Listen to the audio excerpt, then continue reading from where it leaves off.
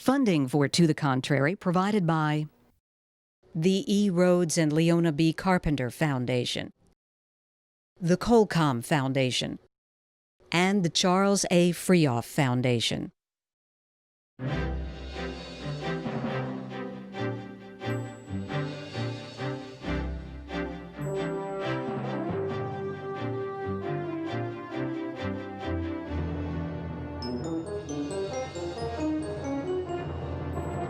Hello and welcome to the Contrary. I'm host Bonnie Urbay. I'm joined this week by our longtime panelist who is now a commentator for CNN and ABC News and has her own podcast, Tara Setmayer. Tara, I cannot tell you how much I miss you and how much we miss you. And we're so proud of everything that you've done in the last couple of years.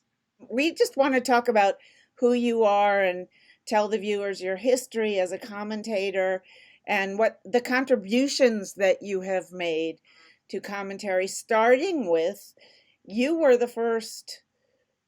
probably the first Republican to be anti-Trump, but certainly the first Republican of color or the first female Republican, but as I recall, the first Republican to come out there and say, this guy is not a Republican.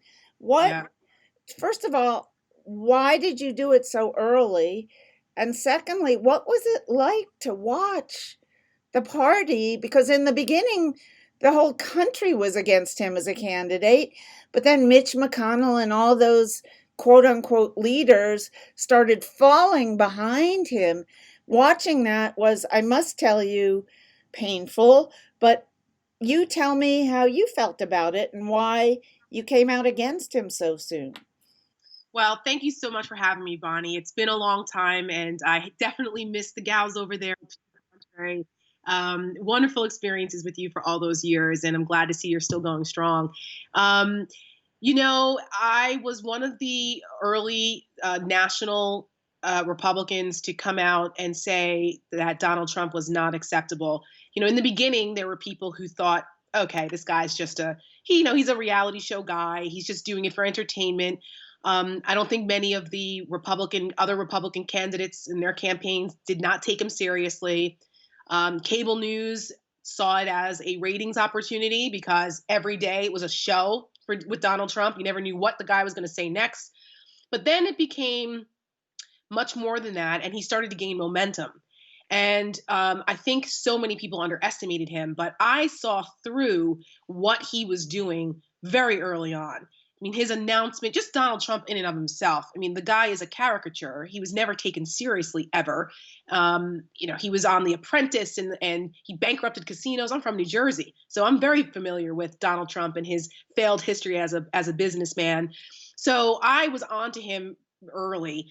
What concerned me was how quickly Republicans started to, once they saw he was gaining momentum, how a lot of Republicans started to rationalize and justify things that Donald Trump was saying and doing that were so anathema to what the Republican Party has stood for years. I said, this can't be happening. Like, what is going on here? It was an alternate universe for quite some time. But I knew there was never one moment for me where I ever felt as though my opposition to Donald Trump was not the right side. I knew very early on that whether win or lose, I was standing up for integrity. I was standing up for honesty, for decency. And even as a conservative, I was standing up for conservatism because what Donald Trump represents and what he ran on and how he conducts himself even now as a president is nothing conservative about that. The Republican Party's been taken over by him. But conservatism, what that is, that the ideology is not Trumpism. And I'm still very proud of the fact that I oppose him and continue to call out the hypocrisy because people need to. Was it more his business dealings, which, as far as I can tell from having done a lot of reading, what he would do, he would buy a property, leverage it to the max, take out as big a loan as he could, pocket most of it, and then stiff the contractors and subcontractors who did the renovations for him. So was it the way he earned his money? Was it the fact that he said on Howard Stern and anybody who would put him on the air essentially back then, grab women by the pee Mhm. and they like it if you're famous. Was Mhm. it from a moral perspective, or is it a business perspective? What It was about him was not conservative to you? it was all of it. All of it. Even just outside of even the political differences, he's just an indecent human being and dishonest and bigoted. I recognized the bigotry in Donald Trump throughout his career, from the Central Park Five to the way he treated black dealers at his casinos, and there were lawsuits against that, to items written in books about comments he's made about, he never wanted a black person to count his money because they're lazy. And I mean, these are things, there is an established pattern of bigotry with Donald Trump that was not something I could overlook. It wasn't just the parlance of the time where somebody said something once, 40 years ago. It was a pattern of behavior. And, all the way down to the housing discrimination lawsuit in the 70s. This was something that was a part of who he was. So that was problematic. On top of the fact that, like I said, where I'm from, New Jersey, so I grew up with the New York tabloids and just seeing the way that he conducted himself in public and, very public affairs, and just his misogyny toward women. Those are things that I would never want, not only in a leader, but just in any man in any position of power. It's just not acceptable. So, and then of course the stuff with Barack Obama, when I wasn't a fan of Barack Obama's politics, but this idea that he wasn't born in this country and how Donald Trump personally financed efforts to try to prove this. I mean, these were just absurd things that were very much on the fringe. And I saw this entertainment reality show caricature and his con man way of, getting people to believe everything he said. I saw that as a problem. I was like, we've got to call this out and hold him accountable for the things that he says. And unfortunately, during the campaign, I think he got a pass on a lot of things. And by the time people started to try to hold him accountable, it was too late. And now here we are. And I've believed and still believe that he's an existential threat to the health of our republic, and that our country will not look the same if he's reelected for another 4 years. I know you personally to be very deeply religious. Do you think he believes in God? I don't think Donald Trump believes in anything but Donald Trump. One of the most alarming aspects of his rise to power and his popularity in the Republican Party has been the abject hypocrisy of evangelicals who support this man, who is morally repugnant and who is not only pandering to them, but is obvious about it. I mean, it's mind blowing and very disappointing, because the evangelicals were supposed to be the moral conscience of society and of Republicans, the moral majority, the Christian coalition. These were the grassroots part of the Republican movement in the 90s, even. And to watch these same people who excoriated Bill Clinton for his transgressions in the White House, which are nowhere close to what Donald Trump has done as far as impacting the country. You can say what you want about what Bill Clinton did with an intern morally, but how did it impact his ability to govern? That's up for debate.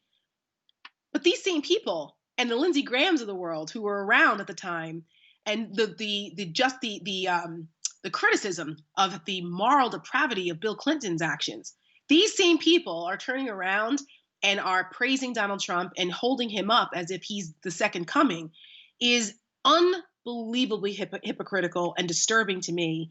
And it's all just for political power, because they're getting a couple of crumbs and he knows how to pander, gives them this or that, and a couple judges and religious freedom acts, and that everything else is okay. The means do not justify the ends. And we as a party and as conservatives, as Christians, never believed that until now, apparently, under Donald Trump. I think that's going to be one of the greatest failures of this political time when the history books are written. They're going to have to answer for that. Do you think he's going to lose in November? I have no idea. After 2016, I'm out of the prediction business. I don't know. Anything could happen. Who knows? But my hope is that he loses in November. And obviously, I'm using all of the opportunities and the platform I have to make sure that he loses in November. I'll be voting for a Democrat for the first time in my political life for president, and I'll be proud to cast that vote.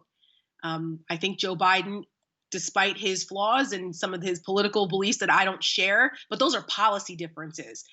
The state of this country we're in today, those policy differences are secondary. We need someone who is a good and decent, empathetic, compassionate, honest human being to try to heal this country. And I think that Joe Biden is that person. And I will happily do everything I can to help him win. Will there be a day of reckoning for the Mitch McConnells, the Lindsey Grahams, all the Republicans who used to claim that they have moral values, and you really don't hear them? It's interesting. You don't hear them talk about that anymore. They kind of know they've lost that as do you think a whole new generation of Republicans, yourself included, will take over the party and have a day of reckoning for the people who claim to be evangelical Christians and yet supported a man like that for president? I think if the Republican Party is going to survive, that has to happen. There has to be a purge of everything that Trumpism represents. There has to be a purge of all of the enablers, because I blame them. They've enabled Trump to get to this point. Donald Trump is who he is, and he showed us who he was, right? Maya Angelou said, if someone shows you who they are, believe them the first time. Donald Trump showed us that, but his enablers made the excuses and gave him cover. And they are the most shameful ones because they know better. The Mitch McConnells, the Lindsey Grahams, and the list, unfortunately, is quite long at this point. And I think that it's going to the only way politicians respond is to electoral loss of power. They have to lose. They have to be voted out of office, and a new generation of Republicans will have to emerge that will not be that aren't sullied with the legacy of standing up for Donald Trump in complete opposition to everything they stood for in their careers prior to that. I just don't know how you get away from it. They have absolutely abdicated all moral authority. They've abdicated the argument of law and order because this president's been so lawless and disrespectful of the Constitution. The idea of a fiscal responsibility out the window.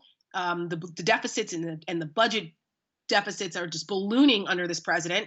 He's spending with reckless abandon. When I worked in Congress, I mean, we used to have session during Christmas break because of the debt and the debt ceiling and arguments over fiscal responsibility. That's out the window. So I really don't know what grounds Republicans have to stand on, even with policy, to claim to just act like we're not going to remember what they did under Donald Trump. So yeah, it's going to take a reckoning. And I can tell you that there are a lot of people like myself who feel politically homeless because of this. You know, I'm not a Democrat. I'm not a progressive in as far as policy is concerned. I don't agree with that.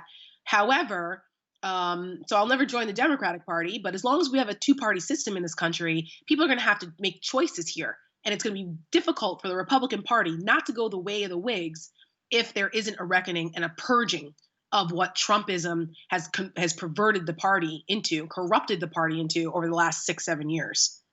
But you are a part of the Lincoln Project with George Conway, right? And Yes. Kellyanne's husband, whom we both know very well from her years and years and years of being a panelist on To the Contrary.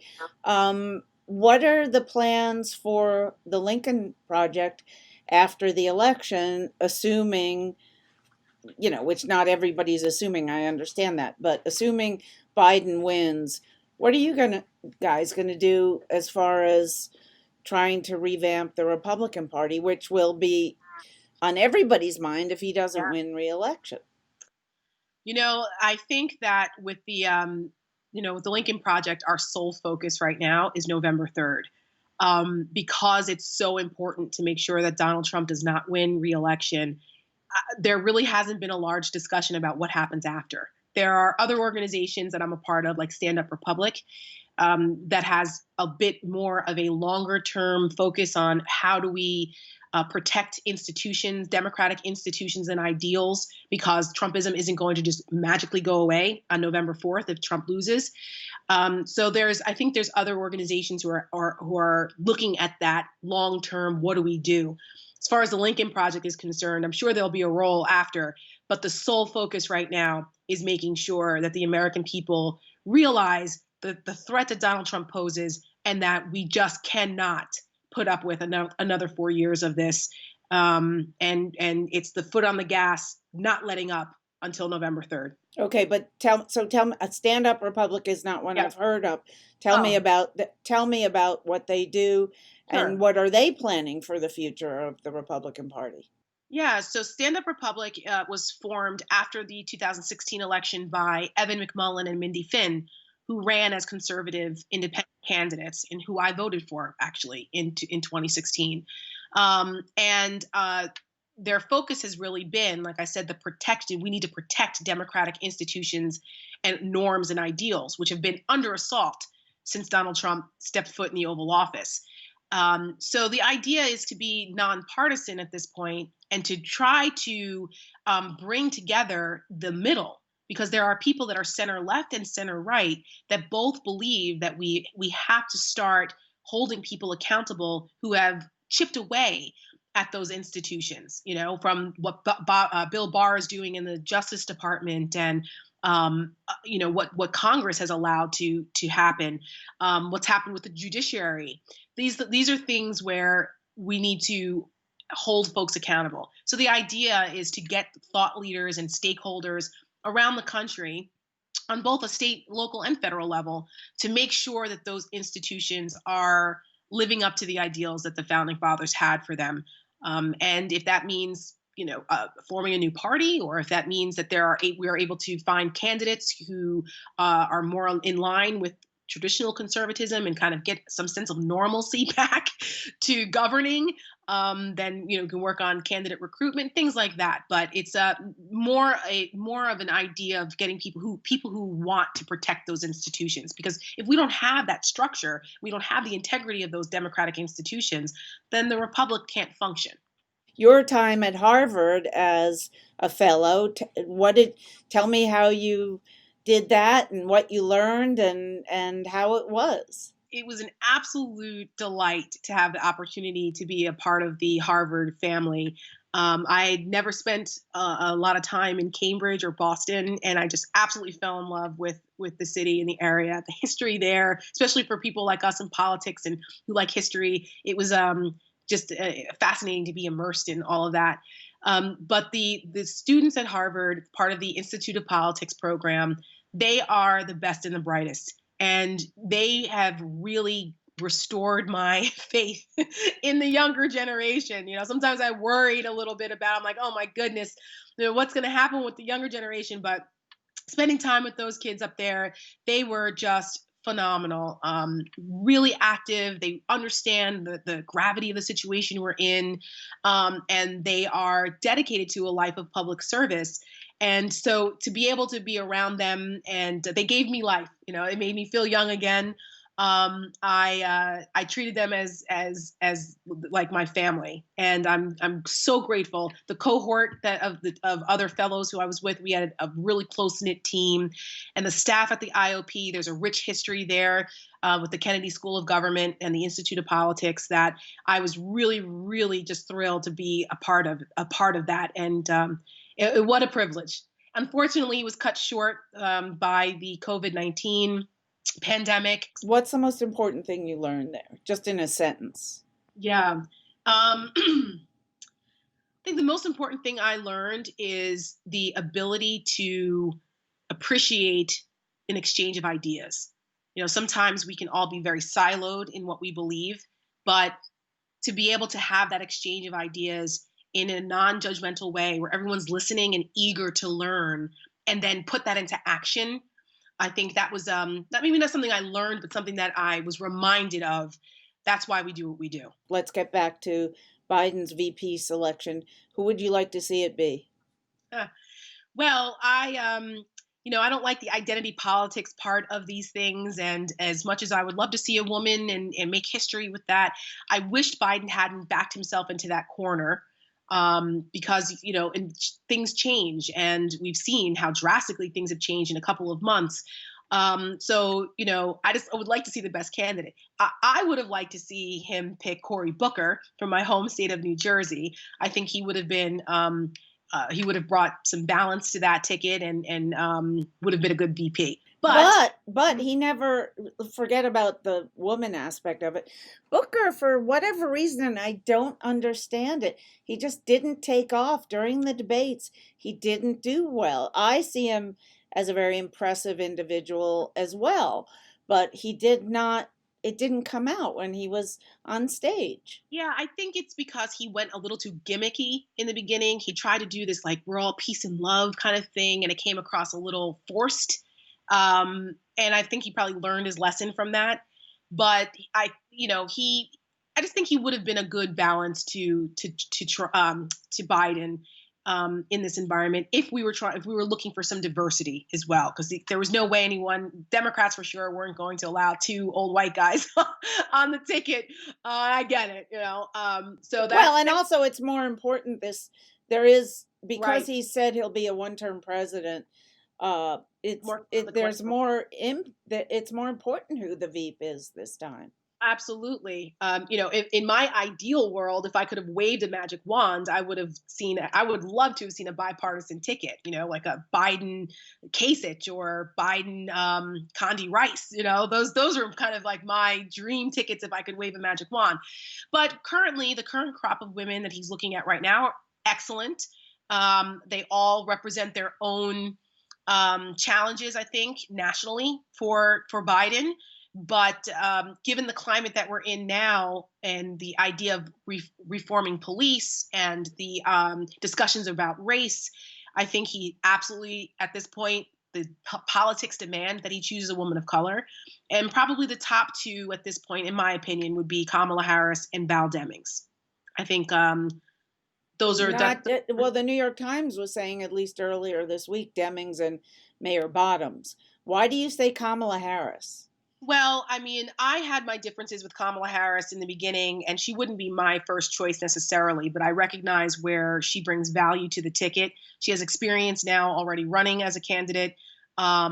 She also, as a senator and as someone who worked as the attorney general in California of a major state, there's a certain amount of experience, I think, that she brings to the ticket right away. But it's prosecutorial experience, which is the last thing African Americans want to see right now. That's why she didn't do well as a candidate. That's where the problem comes in for her, because then that's the flip side of that, where she's seen as someone who wasn't necessarily on the right side of the criminal justice discussion. So that could be why she hasn't been in out front as much as some of the other ones, and where Val Demings has become more of a front runner candidate, where she was kind of a second tier before. She's top tier now. She's impressive. She was a police chief. As a Black female coming up in that environment, that she's got guts, because that is not easy. And she came from nothing and did it all herself. The American dream right there. And she's been very impressive in Congress. So I'd be very curious to see how she goes. But yes, this time around, when you have the vice presidential candidate, it's usually not as consequential as we in politics try to make it. But this time it matters, because Biden will be a one-term president, and the vice president will necessarily be the heir apparent in 2024. So I'm waiting with bated breath, like everyone else, to see the decision that he makes. And a big deal. Quick thoughts on Mayor Bottoms. Not enough experience? Not enough experience. I put her in the same categories like the Stacey Abrams and some of those folks, where up-and-comers, rising stars, doing really well in their respective spaces, but just not ready to be vice president or to be a heartbeat away from the presidency at this point. One quick question. Mayor Lujan of New Mexico, a very strong candidate, but how would African-American voters react if it's a woman of color? She's Latina, but not a Black woman.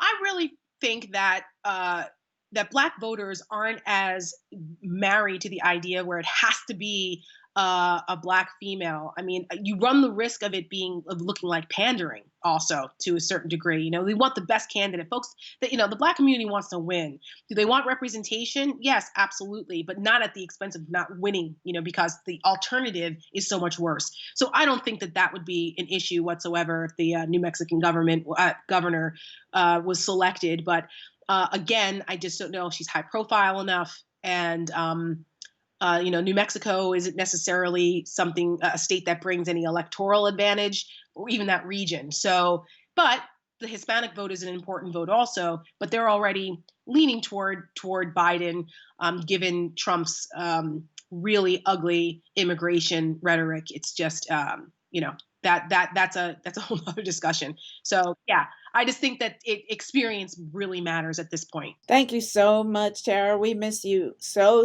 much. And we hope to see you back on the show soon. And please, in between this week and next week when we do a new show, please visit us online at www.tothecontrary.org and watch us on Facebook and Twitter and Instagram and all the rest of that. And whether you agree or think to the contrary, see you next week.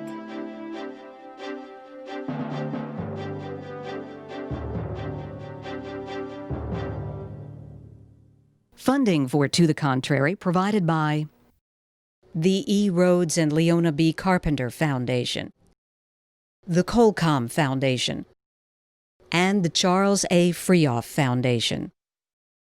For a transcript or to see an online version of this episode of To the Contrary, please visit our PBS website at pbs.org/To the Contrary.